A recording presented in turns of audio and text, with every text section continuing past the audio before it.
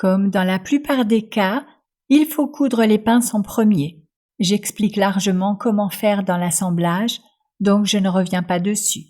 Puis, aligne les pièces du dos contre le devant, endroit contre endroit, et assemble les côtés avec une piqûre droite. Ouvre les coutures au fer et à la bonne température. Pour le moment, on en est là. Ensuite, pose la fermeture éclair invisible, comme je te l'ai déjà appris. Attention, laisse bien 1 cm entre le début des dents de la fermeture à glissière et le bord haut de la robe, car il faudra laisser de la place pour poser la bordure. Recoupe le surplus de la fermeture à glissière si besoin. Comme ça. Oui, très bien.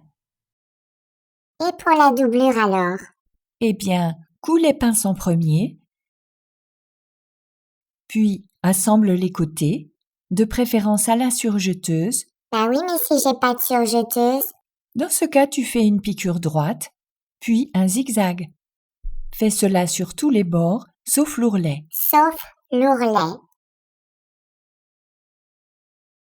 Épingle la doublure à la robe, envers contre envers cette fois. Fais bien correspondre les coutures côtés.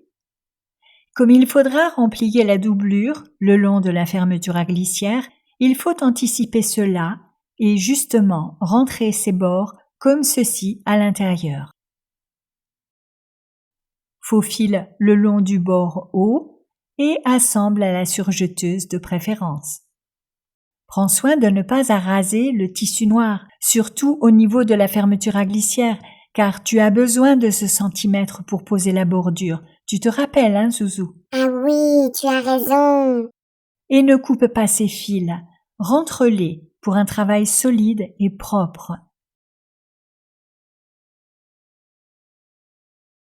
Forme les bordures comme des biais et presse-les au fer. Je te rappelle qu'elles font 1,25 cm une fois pliées. Oui. Pose la bordure du haut arrondi devant en premier. Bah pourquoi celle-là en premier? Parce que ses extrémités seront recouvertes par les longueurs pour un joli fini. Donc, si la bordure dépasse, coupe-la au ras. Pique avec un point droit de 3 mm, puis pose les 2 longueurs en commençant par les milieux dos. Tu dois obtenir ceci. À présent, depuis l'envers de la robe, épingle l'extrémité des bretelles en les croisant dans le dos. Fixe-les au même niveau que les pinces. Essaie la robe et si tu es satisfaite, pique-les à la machine.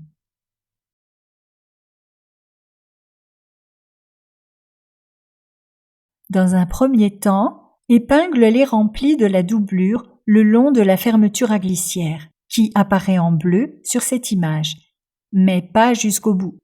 3 cm au-dessus de l'arrêt de la fermeture, passe un petit fil pour noter le départ de la couture dos, comme ceci.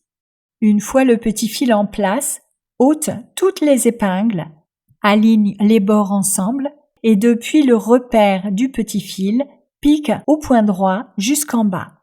Ensuite, ouvre la couture au fer.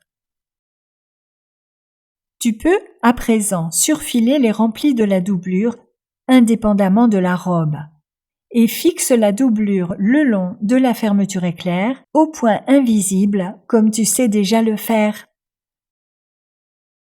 Ne tire pas trop sur le fil et laisse entre 4 et 5 mm entre la fermeture et la doublure pour que le curseur ne se bloque jamais. Ah oui, ça m'énerve quand ça se coince. Moi, c'est pareil. Pour l'ourlet de la doublure, pose la robe bien à plat et remplis entre la doublure et la robe. Idéalement, il ne devrait pas dépasser le feston. Faufile l'ourlet quand il est à la bonne hauteur. Presse le bord au fer une première fois. Depuis ce pli, mesure 4 cm et coupe bien droit. Comme ça. Fais ensuite un second rempli jusqu'au fond du pli et pique. L'ourlet, au final, fait 2 cm. Bravo, tu as terminé. C'était trop facile. Ah, tu vois ?